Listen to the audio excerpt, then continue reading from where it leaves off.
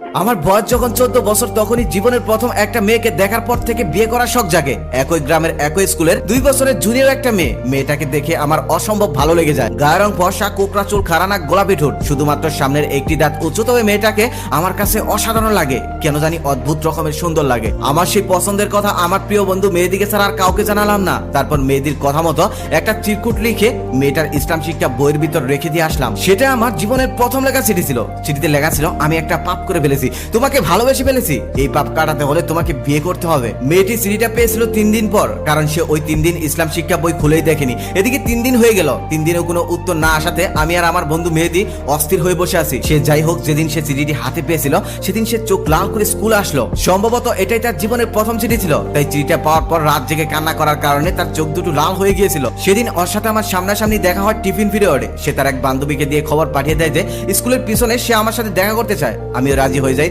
তারপর দৌড়ে চলে যায় স্কুলের পিছনে। মেয়েটা আগের থেকে সেখানে গিয়ে দাঁড়িয়েছিল। আমাকে দেখার সাথে সাথে সে আমাকে বলল, আপনি কি আমাকে ভালোবাসেন? আমি বললাম বাসি। মেয়েটা তখন বলল, আপনার এই চিঠিটা নিয়ে গিয়ে যদি আমি হেডমাস্টারের কাছে নালিশ করে দেই, জানেন আপনার কি হবে? আমি তখন বললাম, জানবো না কেন, আমাকে পিটাতে পিটাতে একদম স্কুল থেকে মেন রুট পর্যন্ত দিয়ে আসবে। মেয়েটা তখন আবার বলল, তারপরেও ভালোবাসেন? আমি তখন বললাম, শুধু ভালোবাসি না, বিয়েও করতে চাই। মেয়েটা তখন আমাকে বলল, আমার তো বিয়ের বয়স হয়নি, মেয়েদের বিয়ের বয়স হতে 18 বছর লাগে, আর আপনারও বিয়ের বয়স হয়নি, ছেলেদের বিয়ের বয়স হতে 21 বছর লাগে। আমি তখন বললাম, তাহলে আমার যখন 21 হয়, তোমার যখন 18 হয়, আমরা তখনই বিয়ে করব। তখন মেয়েটা একটু আস্তে আস্তে বলল, সত্যি বিয়ে করবেন তো? আমি তখন বললাম, সত্যি বিয়ে করব। তখন মেয়েটা আবার বলল, তাহলে কথা দেন।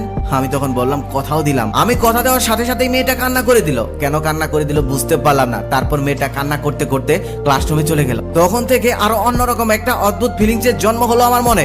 ভালোবেসে ফেললাম আমি ওকে। আমার প্রিয় বন্ধু মেহেদিদের পাশের বাড়ি ছিল ওদের বাড়ি, তাই আমার প্রিয় বন্ধু মেহেদিকে দিয়েই চিঠি আদান প্রদান করতে লাগলাম। এভাবেই চিঠি আদান প্রদান করতে করতে আমাদের ভালোবাসা 1 বছর কেটে গেল। 1 বছরের মধ্যে গ্রামের অনেকে আমাদের প্রেম সম্পর্কে জেনেও গেল। দুষ্ট ছেলে মেয়েরা গাছের মধ্যে লাভ এঁকে শাকিল প্লাস নিভা লিখে রাখতো। আমাকে দেখলেই নিভা নিভা বলে ডাকতো, আবার নিভাকে দেখলে শাকিল শাকিল বলে ডাকতো। কিছু বললে আরো বেশি করে বলতো, তাই কিছু বলতাম না। এরপর স্কুলের এক সাংস্কৃতিক অনুষ্ঠানে নিপা নাচলো। সেই নাচের গান ছিল বৃষ্টি পরে টাপুর টুপুর পায়ে দিয়ে সোনার নুপুর।